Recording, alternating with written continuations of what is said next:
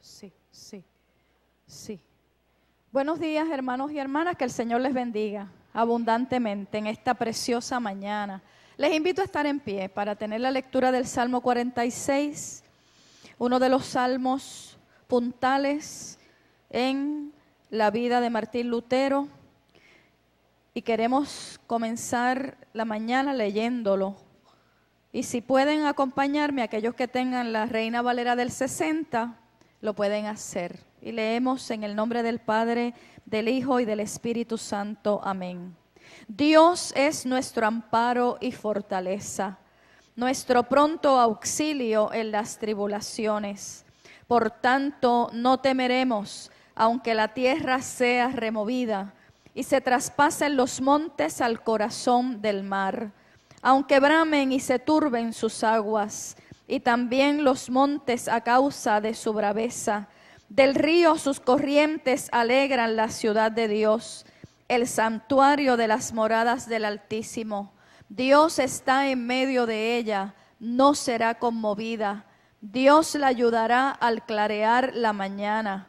Bramaron las naciones, titubearon los reinos, dio él su voz, se derritió la tierra. Jehová de los ejércitos está con nosotros, nuestro refugio es el Dios de Jacob. Venid, ved las obras de Jehová, que ha puesto asolamiento en la tierra, que hace cesar las guerras hasta los fines de la tierra, que quiebra el arco, corta la lanza y quema los carros en el fuego. Estad quietos y conoced que yo soy Dios. Seré exaltado entre las naciones, enaltecido seré en la tierra. Jehová de los ejércitos está con nosotros, nuestro refugio es el Dios de Jacob. Amén. Dios de la vida, quien eres nuestro refugio y nuestro amparo. En esta mañana, Señor, llegamos a tu casa. Llegamos, Señor, oh Dios, con regocijo y con gratitud. Y también llegamos a la expectativa, Señor, de tu palabra. Tu palabra que nos alimenta, que nos nutre, que nos da sentido de dirección. Te presentamos este momento de escuela bíblica. Te presentamos, Señor, oh Dios, esta conferencia. Te presentamos a nuestro compañero, el reverendo Javier Goitía. Señor, para que lo que Él va a traer, guiado por ti, Señor, haga bien a nuestra vida. Nos dé, Señor amado, sentido de guianza, de dirección en ti para nuevos tiempos. Señor, mira a los hermanos y hermanas que han llegado ya. Los que vienen de camino, apresura sus pasos para que puedan llegar y llegar bien. Y todo lo que aquí, Señor, se va a hacer en esta mañana, en este momento, en el momento del culto de adoración, todo lo entregamos a ti, para que seas tú quien presidas y nos inspires. En el nombre del Señor oramos. Amén. Pueden sentarse, hermanos y hermanas. Como ya habíamos anticipado, en este horario queremos dejar al doctor Javier Goitía.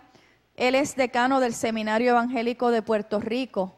Allí también es profesor. Él está a cargo de las materias de homilética, predicación, ¿verdad? En otras palabras, y de teología. Hay mucho trabajo en el seminario. Somos testigos del poder de Dios. Y somos testigos también del mucho trabajo que tiene el Seminario Evangélico, y él es una de las personas, junto a la presidenta, que el Señor le ha delegado muchas tareas en esta hora. Así es que, ¿quién mejor que él, que conoce de primera mano todo ese movimiento, toda esa trayectoria de la Reforma Protestante, luterano sobre todas las cosas, ¿verdad? Cristiano y luterano. Así es que cuando pensamos en este domingo, último de mes, yo pensé en Javier, me comuniqué con él y él con mucho gusto aceptó estar con nosotros. Así es que es un regalo de Dios para en este momento, tanto en el culto como en esta escuela bíblica, poder contar con nuestro compañero. Que Dios te bendiga, Javier, abundantemente.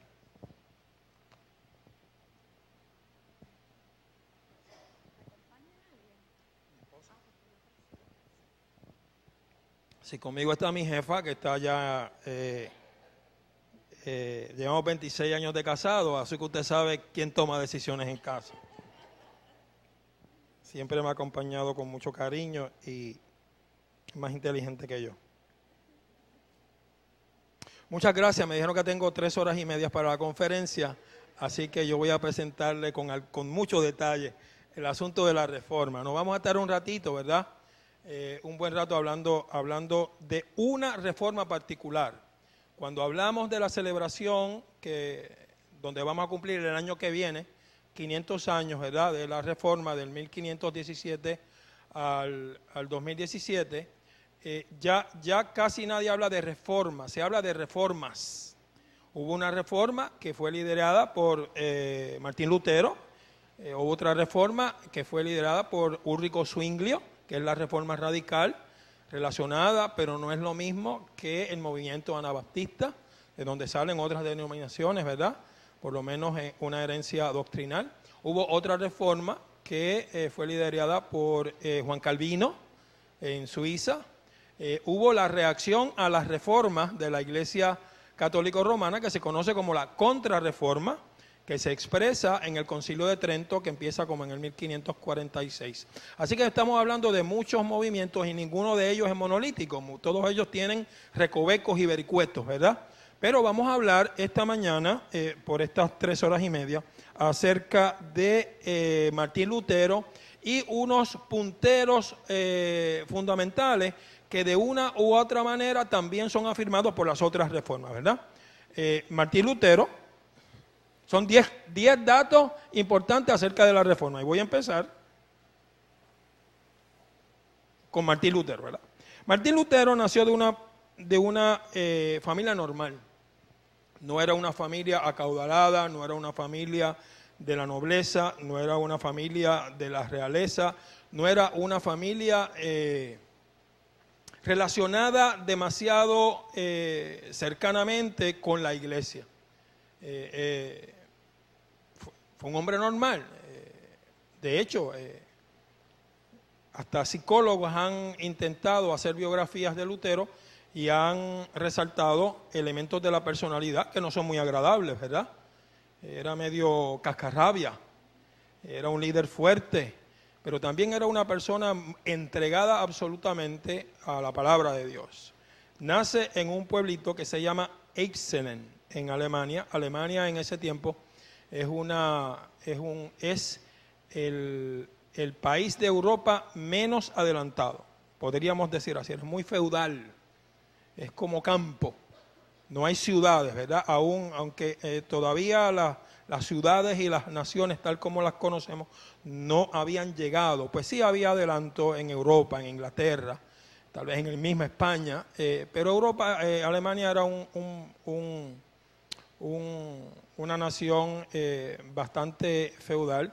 Lo que quiere decir era que había mucho terreno y había muchos castillos y ahí vivía la gente, y entre la gente lo que había era, entre los castillos y los poblados, lo que había era finca, ¿verdad? Tierra. Y estaban los castillos esos famosos que usted ve los muñequitos que tienen un puentecito y muchos cocodrilos y todas esas cosas. Había un castillo así, ¿verdad? Y ahí había un elector y había un poblado. Y para comunicarse de un lado a otro había que ir caminando. No había internet, ni había wifi. Y Lutero nace en esta familia, sus papás, nace el 10 de noviembre de 1543, muere como de 61 años, un milagro que murió de muerte natural, ¿verdad? Debió haber muerto como otros reformadores muchos años antes de él, ¿verdad? Que morían bajo la iniciativa de Martín Barbecue, ¿verdad? Morían fritos. Pues Lutero, por muchas razones, Wycliffe, Juan Hus y otros reformadores, 100 años, un poquito más de 100 años, sabían que la iglesia tenía que reformarse, ¿verdad? Y Lutero, pues por unas situaciones históricas, sociales y políticas, y también por unas situaciones particulares de él, logra cuajar la reforma sin que su vida haya sido demasiado afectada. Su papá se llamaba Hans y su mamá se llama Margarita. Y aunque era una familia normal, yo diría que era una familia atípica. ¿Qué quiero decir con esto? En el tiempo de Lutero, 7, 8 de cada 10 personas eran pobres paupérrimos. Y eran lo que usted y yo conocemos como arrimados. Es decir, eran agricultores, los que eran agricultores que no tenían el título de propiedad de la tierra y que vivían arrimados con otra persona que era el dueño de la tierra y trabajan para él, y parte de lo que sacaban produciendo en la agricultura era para ellos, lo vendían y se lo comían. El papá de Martín era dueño de su tierra. Así que de entrada sabemos que aunque no era de una familia exageradamente acaudalada, sí era de una familia que no era atípica, ¿verdad? Tenía medios. Hans, el apellido de Lutero no es Lutero, es Luder, L-U-D-E-R. Y después Lutero se lo cambia, y vamos a ver por qué se lo cambia, ¿verdad? Hans Luder y Margarita. Margarita aparentemente venía de una familia un poquito más acaudalada, ¿verdad? Parece que hubo un trasunto, pero se hace de esa familia. La familia de Eisleben pasa a otro pueblito que se llama Eisenach. Y Hans pasa de ser agricultor a ser minero. Pero de nuevo, no es de los mineros que entran a la mina. Es el dueño de la mina, ¿verdad? Y se hace lo que nosotros llamaríamos un asambleísta municipal. Se hace el representante de un grupo de personas a lo que sería la asamblea municipal del pueblo. Así que vemos que la familia fue progresando. Lutero desde pequeñito se distingue en dos áreas, muy inteligente y un talento musical tremendo. Y entonces Hans invierte en Lutero, lo pone a estudiar en las mejores escuelas de latín, las mejores escuelas, se va mudando para que tenga las mejores oportunidades, porque él quería que Lutero fuera abogado, ¿verdad? Para que Lutero echara para adelante, como me decía a mí mi abuelo. Así que, y Margarita y Hans tenían una familia, aparentemente también la personalidad de Hans era un poco fuerte, ¿verdad? Y hay documentación de una relación bastante difícil entre Lutero y su papá, especialmente cuando Lutero, un poco más tarde, decide no estudiar leyes, sino entrar al monasterio, hacerse sacerdote, ¿verdad? Y entonces dicen que se lacera la relación. No se ven más hasta que Lutero se ordena sacerdote, y el día de la ordenación, sin que Lutero lo sepa, Hans va a la primera Eucaristía de Lutero. Recuerde que es católico, ¿verdad? Y en medio de la Eucaristía, Lutero se da cuenta de que Hans está allí y se le viró el vino. Transustanciación. Se le viró de lo nervioso que se puso, ¿verdad? Y después pues se arregló un poquito la cosa. Me estoy adelantando a mi propia presentación. Eran agricultores y eran mineros. Y entonces Lutero va estudiando, entra a la universidad a estudiar leyes, toma un espacio de vacaciones, por alguna razón va de la escuela de leyes a su casa. Y cuando regresa a principios de julio de 1505, lo sorprende una tormenta. Esto es narrado por él muchos años después. Una tormenta con muchos truenos. Y Lutero dice: Santa Ana, si me salvas de esta, me hago monje. Y se salvó. ¿Por qué dijo Santa Ana? Porque Santa Ana era la matrona de los mineros. ¿Se acuerdan que el papá tenía mina y él veía todos los días cómo los mineros de su papá entraban a la mina? Recuerden, una mina hace 500 años. Y muchos de ellos no salían. O sea, arriesgaban sus vidas al entrar a la mina y se encomendaban a Santa Ana. Pues cuando el rayo le cayó al lado, si a usted le cayó, yo lo que he hecho es oír algunos rayos cerquita. Le cayó el rayo encima y dijo: ¿y ahora quién podrá ayudarme?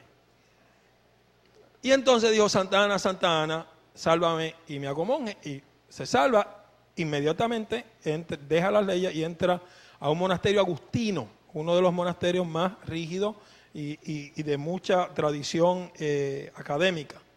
Y entonces inicia su vida para hacerse monje. Déjame darle antes que se muera un poquito más. Está bien, vamos a dejarlo ahí. Lutero estudia, hace una maestría en artes, hace un doctorado de lo que sería ahora mismo en Biblia o en teología práctica. Si Lutero fuera profesor en el seminario evangélico, no sería profesor de teología, sería profesor de Biblia y teología práctica. Sería algo así como un Ediberto López y un Juan Mejía combinadito, ¿verdad? O yo a veces doy predicación, ¿verdad? Algo así parecidito. Y entonces se muda a un pueblito que se llama Wittenberg. El elector Federico, que es como el alcalde, quería que su ciudad creciera. Wittenberg, desde el castillo de Wittenberg, donde él puso las 95 tesis, hasta la casa de Lutero, que es casi cercano al río por allá, usted va en bicicleta y se estornuda, la pasó. Wittenberg es un sitio muy pequeñito y es un sitio muy hermoso y extraordinario, porque en medio de la Segunda Guerra Mundial, en todo lo que le sucedió a Alemania, a Wittenberg no le sucedió nada. Usted va a Wittenberg hoy, está completita. Ve el castillo, ve la iglesia donde él fue pastor, ve la plaza, ve la Universidad de Wittenberg, la casa de Melanchthon, la casa de Lutero. En el 2018 vamos para allá del seminario, así que vaya apuntándose. Vamos por Lutero, vamos a Zwinglio, vamos Calvino y vamos a estar como 3 meses en Europa. Y Lutero muere el 18 de febrero de 1546. Algunos eruditos dicen que fue un milagro que muriera de muerte natural. Vamos a ver ahorita, cuando hablemos de la dieta de Worms, por qué es un milagro que muriera de muerte natural. El asunto de la reforma son las indulgencias. Y yo hace tiempo que no voy, pero una vez yo fui a la Capilla del Cristo en San Juan. ¿Usted ha ido? La del caballo, el tipo que se cayó, algo así es la Capilla del Cristo. ¿Ah? La leyenda del tipo del caballo, no del chiste, sino de la leyenda del caballo. Y yo entré a la Capilla del Cristo y al ladito en español había una indulgencia. Había un documento que era una indulgencia, me imagino cercano, ¿verdad? Porque usted sabe que el descubrimiento de América y la reforma van paralelos, están pasando a la misma vez, ¿verdad? Y entonces, ¿qué es una indulgencia? La indulgencia es un salvoconducto, es un documento que le da a la persona, firmado por el Papa, que le da a la persona el perdón de sus pecados. Las personas tenían que ir a confesarse para poder comulgar, para poder participar del sacramento de la Eucaristía. Y para confesarse usted iba donde el sacerdote, y eso tiene 3 pasos: la confesión, la confesión, la absolución y la satisfacción, ¿verdad? Usted confiesa todos los pecados, todos los pecados. El cura lo absuelve y le da una cosa para hacer, ¿verdad? Decir Padre Nuestro, decir Cordore, comerse 3 alcapugias, lo que usted quiera, lo que diga el cura que usted pueda hacer, ¿verdad? Pues entonces la indulgencia la persona la llevaba, y cuando el sacerdote lo iba a perdonar, le daba la indulgencia y le dice: esto es automático. Entonces, usted compraba las indulgencias. Había un señor que se llama Juan Tetzel que se paró afuera de Wittenberg porque no lo dejaron entrar, y entonces decía 2 cosas. Decía que cuando la moneda tocaba el fondo, el alma salía del purgatorio. Y decía más, decía que se podían perdonar inclusive el pecado de haber violado a la Virgen María.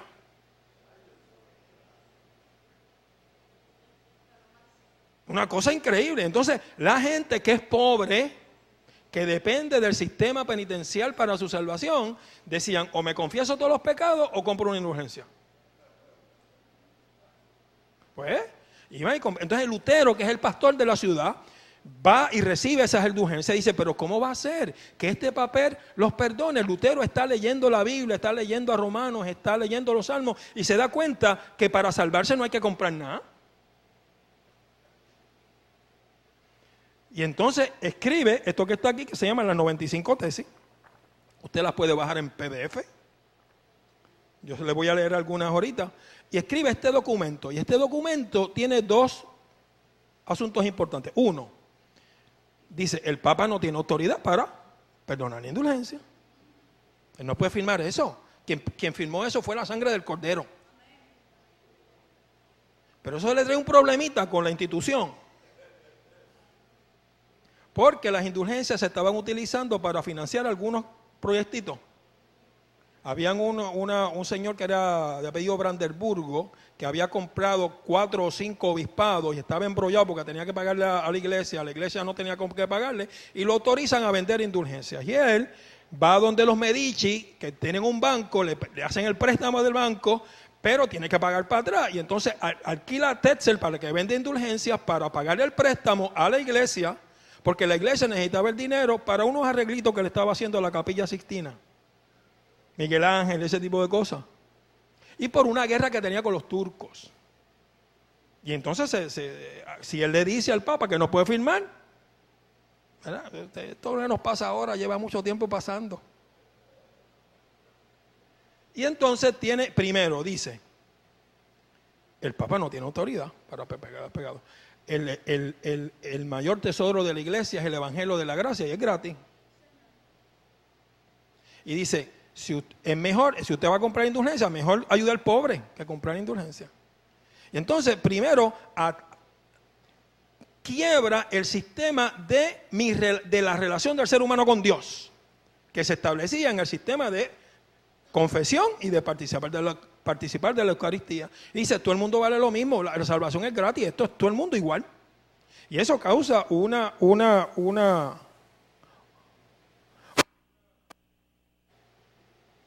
revolución. Las 97 tesis son unas tesis que él escribe antes de las 95. Él las escribió, esto fue como para marzo, abril por ahí, del 1516, 97 tesis hablando en contra de lo que se llama la teología escolástica.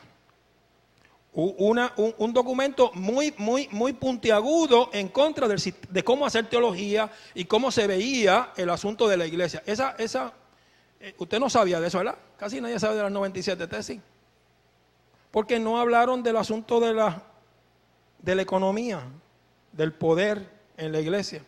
Entonces, cuando escribió las 95 tesis, que dicen que las puso el 31 de octubre de 1517 en la puerta del castillo de Wittenberg, lo más probable él no las puso.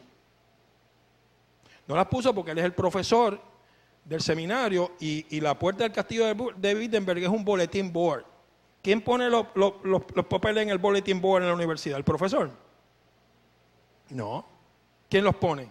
¿A alguien? Pues alguien las puso, él las escribió. Y las puso en la puerta porque era un bulletin board. Las pone para que se discutan en la universidad. Y las puso el 31 de octubre porque el 1 de noviembre es el Día de Todos los Santos y todo el mundo iba para la iglesia. Todo el mundo la vio. Las puso en latín.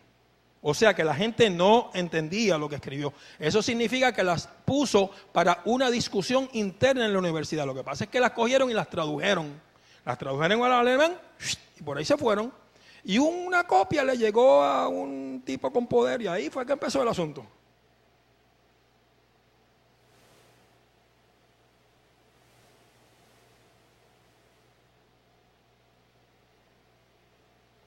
Mire, les voy a leer algunas de las tesis. Yo le voy a dar esta copia a la pastora, si usted la quiere después las copia, pero si usted puede ir a ese elemento tan espiritual que se llama Google.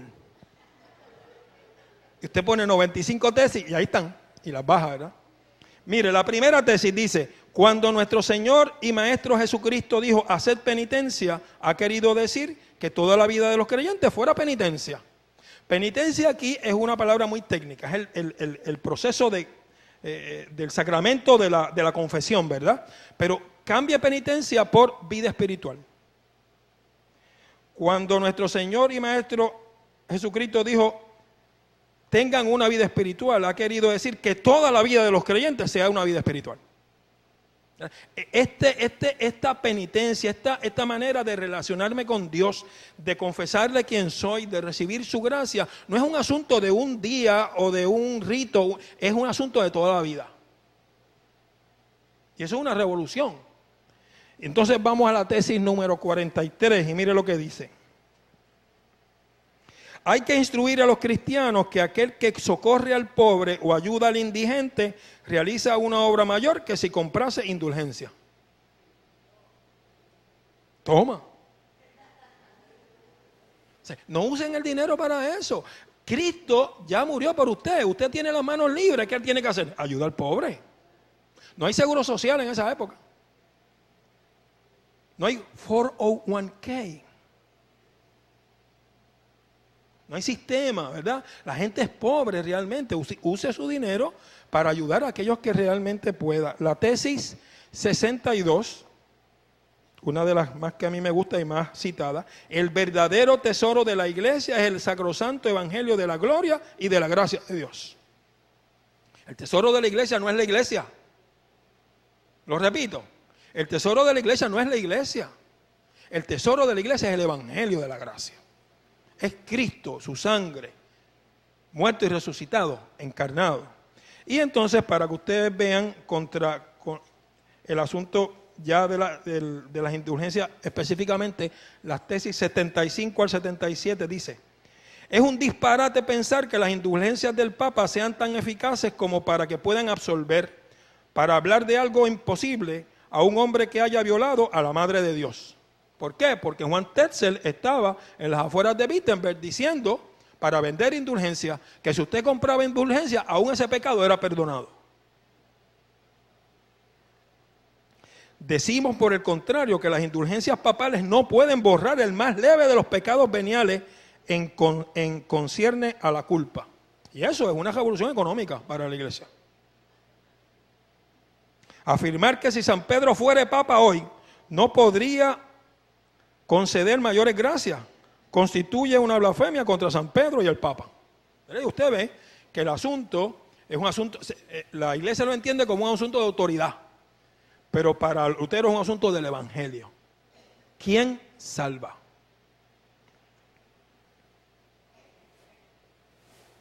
Y entonces él, de ahí pues se hace un bestseller. Lutero es el primer escritor bestseller que hay en Occidente. Todo lo que escribe, no cogía chavos por eso, pero todo el mundo lo leía. Y en el 1520 escribe 4 tratados que son bien importantes: la libertad cristiana, la cautividad babilónica de la iglesia, las buenas obras y se me queda uno. 4 tratados en donde expresa cómo es la vida cristiana. Y esos tratados siguen germinando dentro de la iglesia y van burbujeando una revolución. Una revolución. Y entonces Roma se da cuenta, porque empiezan a traducirse. Acuérdense que en el mismo momento está Mühlenberg, Gutenberg y la imprenta. La gente no sabe leer y escribir. Así que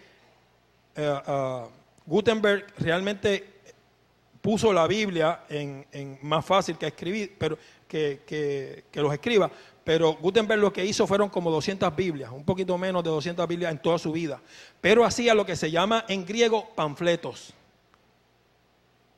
opúsculos. Y los opúsculos los hacía con gráficas, porque la gente no sabía ni leer, escribir. Y así se socializa todo esto de Lutero y predicando. Lutero predicaba casi todos los días. Y entonces se va germinando y se va haciendo él famoso. La gracia. Déjame adelantar un poquito aquí.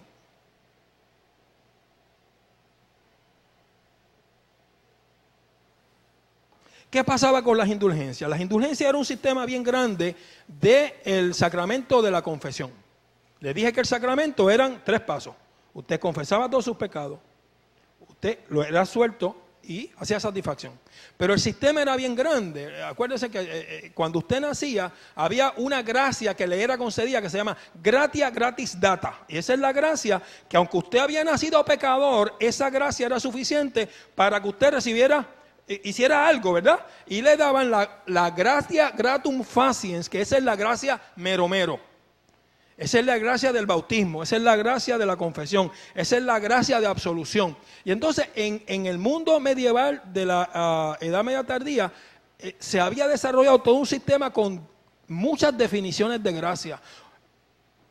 Para la culpa, para la pena. A veces usted se portaba bien por terror a que Dios lo castigara, y cuando lo perdonaban y hacía satisfacción, usted se portaba bien por acción de gracias. Pero todo ese sistema llevaba muchas definiciones de gracia, porque los teólogos no tenían televisión. Y lo que hacían era hacer distinciones minuciosas. Eso se llama la teología escolástica, influenciada por Aristóteles, ¿verdad? Lutero, ¿qué hace? Ve toda esa definición de gracia y el sistema penitencial que estaba para absolver a la gente. Y habían 4 maneras de absolverlo. Usted podía ir a la misa o comprar misas. Si usted ha ido a nuestros países latinoamericanos y usted va a una catedral bien grande, usted va a ver que hay altarcitos en las esquinas. Pues ahí habían sacerdotes haciendo misa solo. Porque la gente compraba misa para sacar a sus familiares del purgatorio. O si usted sabía que usted estaba cocotado, pues cómprese una por si acaso. Así usted podía hacer misa, usted podía participar del sacramento de la confesión, que acuérdese, yo estoy, ¿verdad? Lo hago aquí con algún humor, pero no estoy hablando del siglo XVI. La vida de la gente estaba ahí. La vida de la gente estaba ahí. Lo hacían con mucha piedad. Usted podía tener o ver reliquias. Reliquias son artefactos relacionados a la vida de Jesús. Federico tenía una estilla de la cruz. El elector de Lutero, ¿verdad? El alcalde del pueblo tenía una estilla de la cruz donde se fue crucificado nuestro Señor. Bueno, está bien. Entonces todos los años hacía como una exhibición y si usted no podía tenerla, pues las veía. Indulgencia, confesión, misa y reliquia. Y Lutero dice, todo este sistema de tantos caminos, que los caminos parecen un quid pro quo, que yo compro y tú me das. No, si Dios en Cristo nos dio la salvación, hay una gracia. Y la gracia es la acción de Dios que se derrama en Cristo para salvarnos. Y ya está una. Y por eso una de las axiomas de la Reforma es sola gracia. Solo la gracia de Dios y una sola gracia. Para contrarrestar el sistema. La libertad. ¿Qué produce todo eso? Pues produce libertad. Déjeme darle, porque es que yo me adelanto. Ok. ¿Se acuerda que yo le dije que Hans se llamaba Luther? Pues Lutero se cambió el apellido a Luther. Porque en griego, eleuteria es libertad. ¿Se acuerda de don Eleuterio? El nombrecito no es casualidad. Eleuteria es libertad. Lutero se sintió libre de su angustia, libre de tener que complacer a un Dios justiciero, un Dios que le exigía tantas cosas, tanta perfección, y por más que él lo trataba y trataba, no podía. Pues en medio de sentirse con tanta libertad, él se cambió el nombre. Esa es una de las teorías por qué se cambió el nombre. Otra teoría es que era más cool. Era como más de caché, ¿verdad? Pero a mí me gusta la primera, así que... Y entonces escribe uno de los tratados que escribe en el 1520, se llama La Libertad Cristiana. El tratado que más a mí me gusta de Lutero. Dice 2 cosas. El ser humano es libre señor de todo, sujeto a nadie. Mire lo que dice. El ser humano es libre señor de todo, sujeto a nadie. Yo soy libre. Cristo me hizo libre. Yo no le debo nada a nadie, a menos que no tenga, la verdad, Island Finance detrás de mí. La sangre del Cordero me libera de todos los ritos, de todos los pesos, de todas las chantajes, inclusive de los recovecos de mi propio ser. Y yo soy libre. Y después dice, el cristiano es siervo de todos y sujeto a todos. Esa libertad no es para yo hacer lo que me da la gana. Esa libertad es para yo servir al prójimo que necesita. Yo no tengo ahora que usar las manos para comprar a Dios con indulgencia. Yo las tengo libres para servir y ayudar a mi prójimo. Y ese es el fundamento de la ética luterana, ¿verdad? Las indulgencias dan un nuevo entendimiento de gracia, y ese nuevo entendimiento de gracia, sustentado en el solo Cristo, nos da libertad. La dieta de Worms. En el 1520 escribió todos esos libros. Todo el mundo se dio cuenta de que Lutero estaba causando una revolución y el emperador y el papa le dijeron, mira, tienes que venir a mi oficina. Y una dieta es una reunión, ¿verdad? Y lo llaman a Worms, que es la ciudad. Una reunión de la iglesia y del Estado y le dicen a Lutero, lo llaman a un sitio así, y ponen todos sus escritos ahí. Había escrito un montón de... ¿Esos libros son suyos? Y él dice, sí, son míos. Pues tiene que retractarse de eso.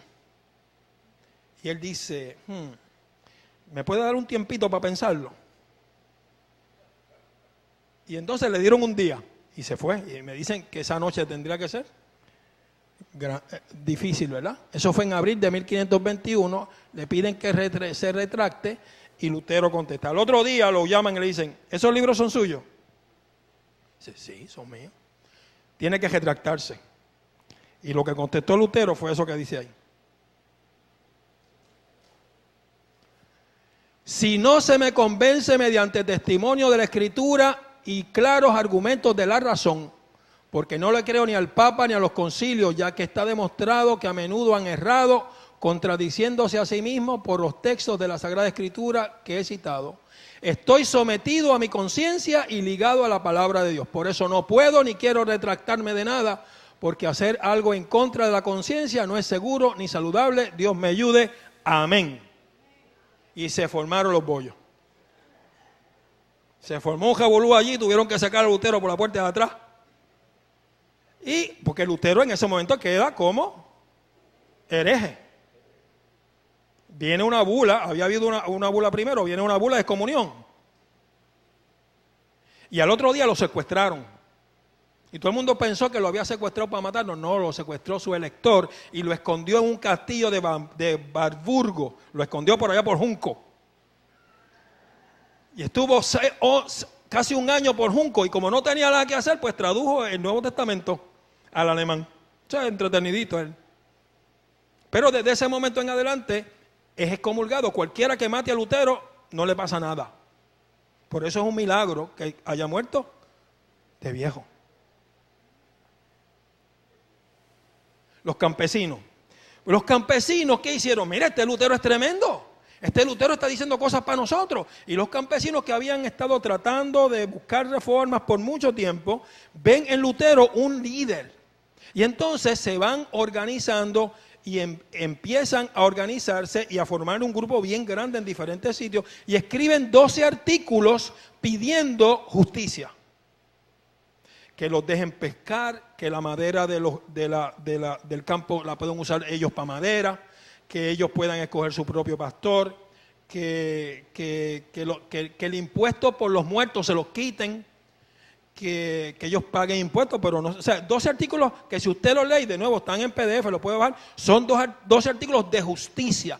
Lutero, cuando empiezan, dice, está bien, tienen que oír a esta gente porque ellos están pidiendo cosas justas, pero Lutero no se alía con los campesinos, Lutero se alía con los príncipes y escribe 3 tratados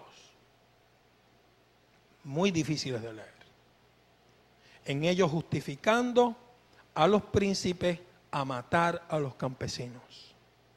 Los campesinos se desarrollan como una fuerza de más de 100, algunos dicen de más de 100,000 campesinos. No hay mucha violencia, en realidad no hay mucha violencia, pero hay un evento donde entran a las iglesias, rompen las imágenes, hacen un montón de cosas. Eso lo cogen como excusa y en el proceso matan a más de 100,000 campesinos. Y se utilizan los escritos de Lutero como justificación. Y después que los matan, Lutero trata de retractarse y después que está hablando como por 10 páginas dice, pero está bueno, está bien que los hayan matado. Así que de la misma manera que le presentamos a un ser humano utilizado por la palabra de Dios, abriendo el espacio de la libertad, también vemos cómo en un momento determinado, viendo amenazada la reforma, esa es la justificación que se da, viendo amenazada la reforma, porque si ya está excomulgado y la iglesia no lo va a defender, quienes únicos lo pueden defender es ¿quién? Los príncipes. Pues toma una decisión que desinfla la reforma luterana y que ha quedado marcado como uno de los momentos negros de Lutero. los 12 artículos, la respuesta de Lutero y los resultados. Vi que me adelanté. La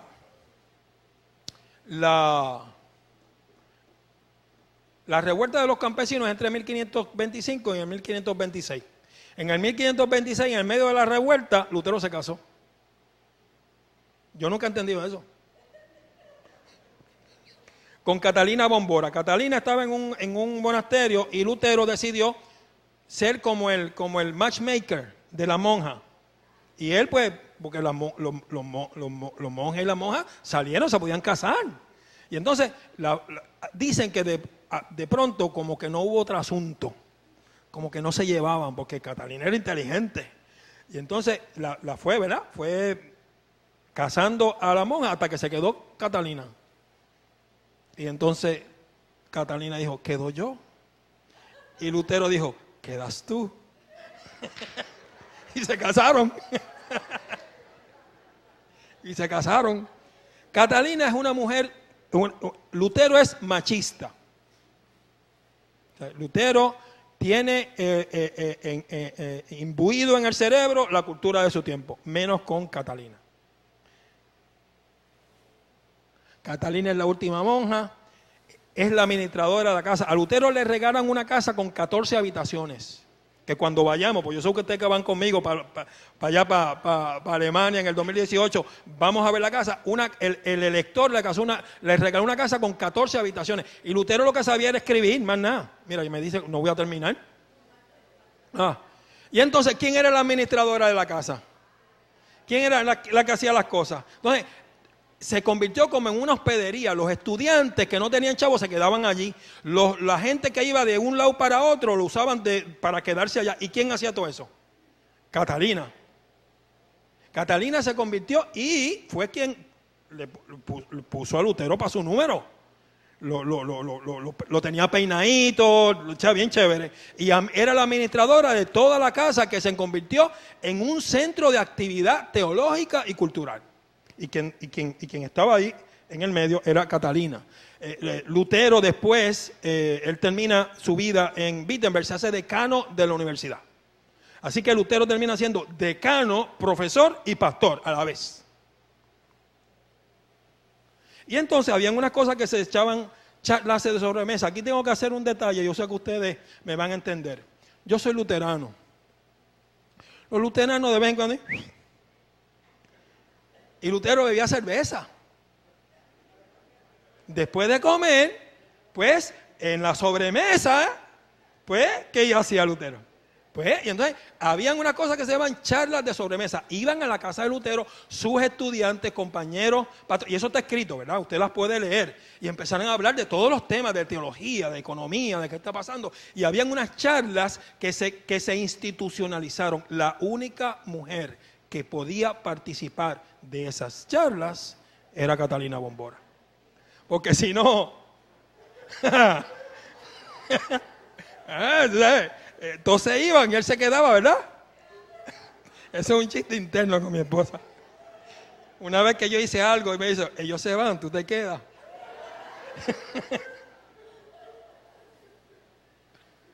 La predicación. Para no adelantarme aquí.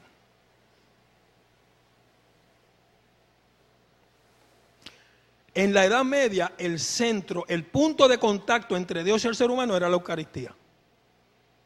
Por eso era tan importante la confesión y la participación en la Eucaristía, porque el momento donde el ser humano podía sentirse atrapado en una relación de conectividad absoluta y tocar a Dios es la Eucaristía. Transustanciación. La Reforma cambia el centro de esa relación al púlpito. Porque ninguno de los reformadores van a tener el entendimiento de transustanciación, van a tener otro entendimiento de cómo Cristo se relaciona con la gente, con el ser humano. El grupo que tiene el entendimiento más cercano son los luteranos, ¿verdad? Es presencia real. Pero la presencia real no es transustanciación. Entonces Lutero lo que hace es que esa misma presencia que está en la Eucaristía ahora está en el púlpito. Porque la palabra predicada es Cristo mismo presente en nuestro medio. Por eso los protestantes valoramos tanto la predicación, porque en el púlpito la palabra escrita es la palabra escrita, el testimonio de la relación de Dios y el ser humano, pero la palabra predicado es viva voz evangelii, es la misma voz del evangelio, es Cristo mismo presente dando su mensaje de consuelo a todas sus criaturas. Por eso la importancia de la predicación. Y Lutero dice que todo sermón es ley y evangelio. Ley es que nos descubre como pecadores. Es como un espejo. Yo tengo 2 lentes intraoculares porque me dio catarata. Y una de las cosas que sucedió cuando me operé los 2 ojos fue que me vi por el espejo, en el espejo de verdad. Y hacía tiempo que no me veía y yo decía, uy,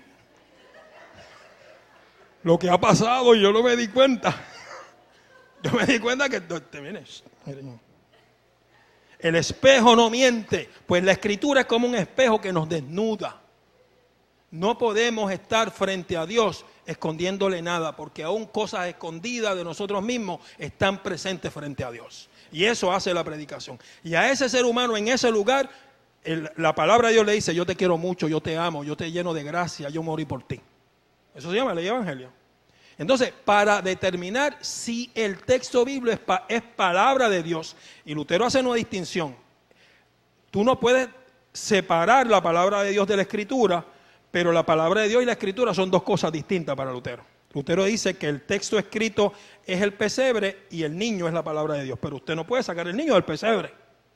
Entonces, ¿cómo tú sabes que eso que está ahí es palabra de Dios? Dice, si eso predica Cristo es palabra de Dios.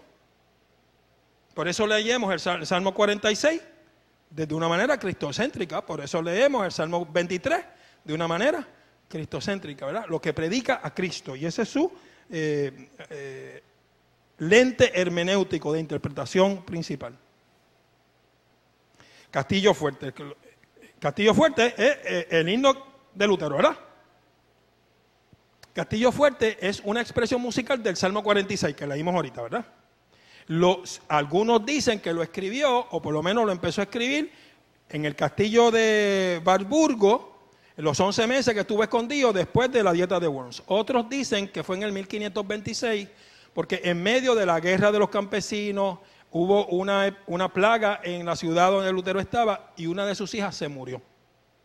Y como respuesta a la muerte de su hija, dicen que lo escribió, otros dicen que lo escribió en el 1529 relacionado a un intento que hubo de acercar la reforma de Ulrico Zwinglio y la reforma de Lutero, una cosa que se llamó el coloquio de Warburgo, que fue un momento bien álgido porque las fuerzas católicas romanas se organizaron en un ejército y venían desde España, ¿verdad?, para atacar a todos los países reformados de la reforma, y los alemanes trataron de hacer una alianza con Ulrico Zwinglio, un poquito más allá en Francia, ¿verdad?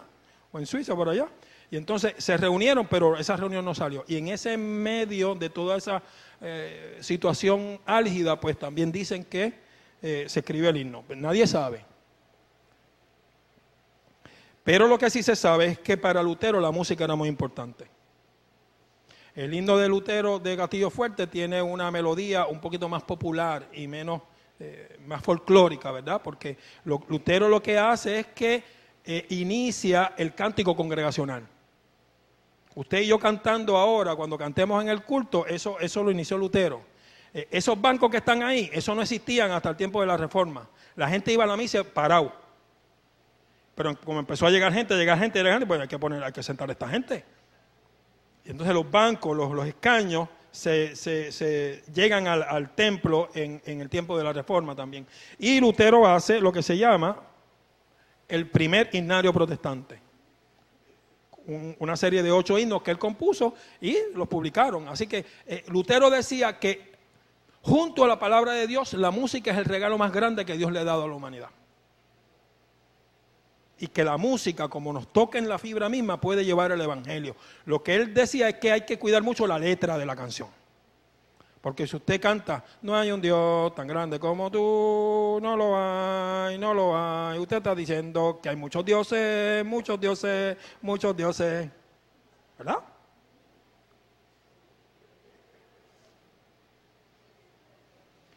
hay que revisar la letra de lo que cantamos. ¿Por qué? Porque la música lleva el evangelio. Y mira, me quedan 5 minutos, la dieta de Augsburgo. En el 1530, luego de toda esta vida que empezó en el 1517 con las 95 tesis, que llega al 1521 con Worms, hay un intento de reconciliación entre Roma y específicamente las huestes luteranas, no con nadie más. Roma no va a conversar con nadie más. Roma no conversa con Zwinglio y los anabaptistas. Los deja a un lado. Y los luteranos, dándose cuenta que que Roma está dispuesto a conversar con ellos, dejan a un lado los anabaptistas. Esa es una historia que hay que escribir también, y los últimos 30 o 40 años han rescatado la reforma anabaptista, pero eso es otra conferencia. Y en el 1530 se escribe una cosa que se llama la Confesión de Augsburgo, que son 28 artículos donde los luteranos escriben qué es lo que piensan acerca de la fe. Y eso se convierte en el primer documento formal de la iglesia protestante.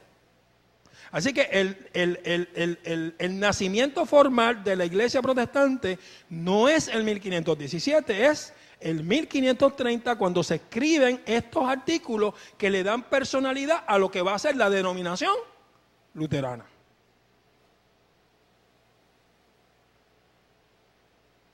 Es nuestro documento principal. Esto no sustituye a la Biblia, es una interpretación de lo que nosotros entendemos, es el centro del Evangelio de la fe. Desde ese momento en adelante, Lutero va a seguir, muere en el 1546, hay un montón de controversias, pero desde 1517 a 1530 son los años más importantes que desarrollan las afirmaciones protestantes y evangélicas que usted y yo creemos, y que desarrollan lo que usted y yo conocemos como la iglesia protestante. Muchas gracias. ¿Preguntas, dudas? ¿Pregunta?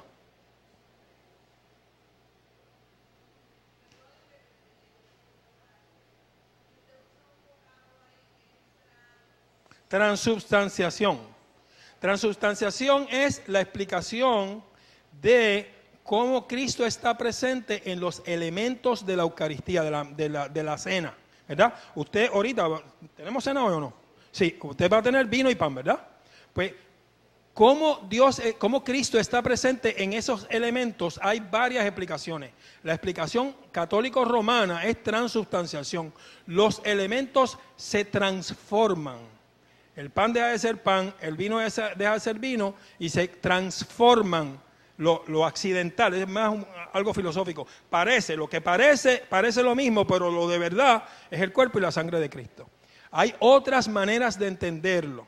Presencia real, los luteranos, sigue siendo pan, sigue siendo vino, pero alrededor está el cuerpo y la sangre de Cristo. Memorial, que yo creo que es el entendimiento de su denominación, que es un memorial, un recordatorio de aquello que Dios hizo, que nos hace comunidad y nos centra en el cuerpo de Cristo. Así rapidito, ¿verdad?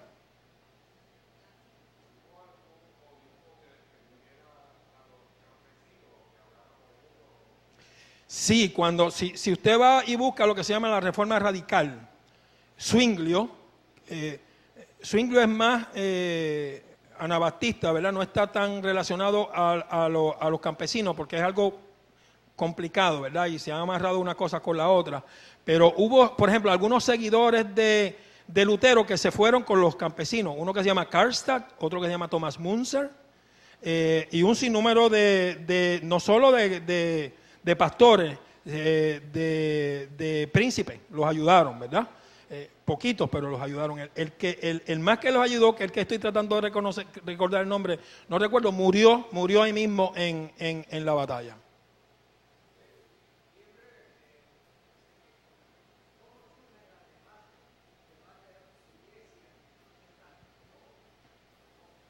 Bueno, recuerde, yo le hablé de reformas. Pues hay una tradición que se va a ir con Ulrico Zwinglio.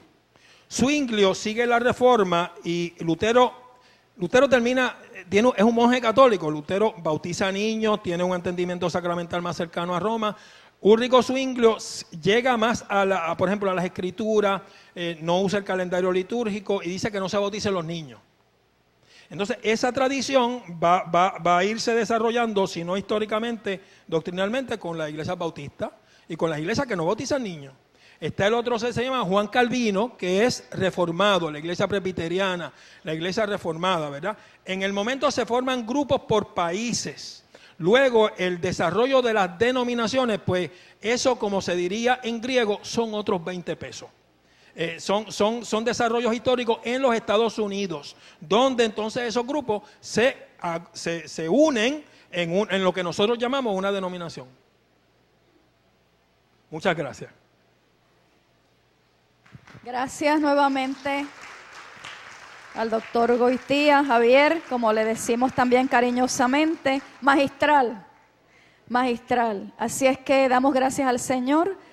Hemos aprendido algunas cosas, hemos repasado otras y esto continúa a través del culto. Así es que vamos a hacer lo siguiente, vamos a tomar unos 5 minutos para una pausa, para que podamos aquí mover esto, que los hermanos y hermanas, el coro se vaya ubicando. Invito a Javier un momentito a la oficina para que se tome allí un vasito de agua. Y entonces regresamos acá y empezaremos el culto en unos 5 a 7 minutos. Vamos a tratar de mantener la reverencia y de seguir meditando en lo que hemos recibido.